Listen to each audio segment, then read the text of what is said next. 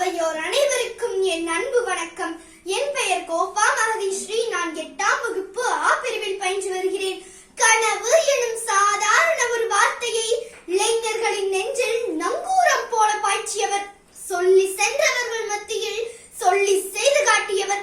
ஒருவனை உலகம் திரும்பி பார்க்க வேண்டுமெனில் அவன் பணக்கார தந்தைக்கு மகனாக பிறக்க வேண்டும் என்ற அவசியமில்லை.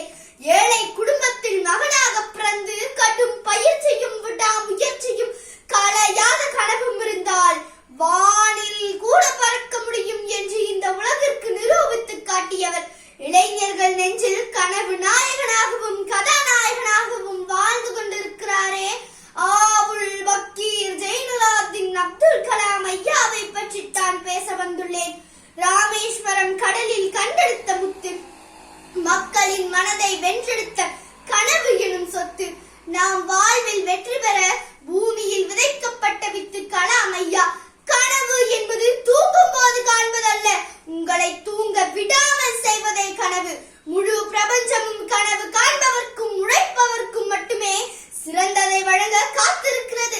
எந்த செயலிலும் ஈடுபாடு இல்லாமல் உங்களால் வெற்றி பெற முடியாது, ஈடுபாட்டுடன் உங்களால் தோல்வி அடைய முடியாது என்று இளைஞர்களை வழிநடத்தி சென்றவர் அப்துல் கலாம் ஐயா அவர்கள் ராமநாதபுரம் மாவட்டம் தனுஷ்கோடியில் பிறந்தார். இந்திய விண்வெளி ஆராய்ச்சி கழகத்தில் 1963 சேர்ந்த இவர் SLV-3 திட்ட இயக்குநராக பணியாற்றினார். ரோஹிணி என்ற செயற்கைக்கோளை விண்ணில் வெற்றிகரமாக சுற்றி வரச் செய்தார். திரிசூல், பிருத்வி, ஆகாஷ், நாக் மற்றும் அக்னி என்ற ஏவுகணைகளையும் விண்ணில் செலுத்தினார்.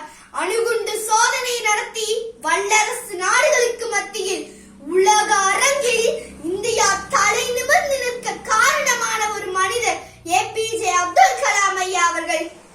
பாரத் ரத்னா விருது, ஆரியப்பட்டா விருது, நேரு விருது போன்ற பல விருதுகளை பெற்றுள்ளார். 23 பல்கலைக்கழகங்கள் இவருக்கு டாக்டர் ஆஃப் சயின்ஸ் பட்டத்தை வழங்கியுள்ளன.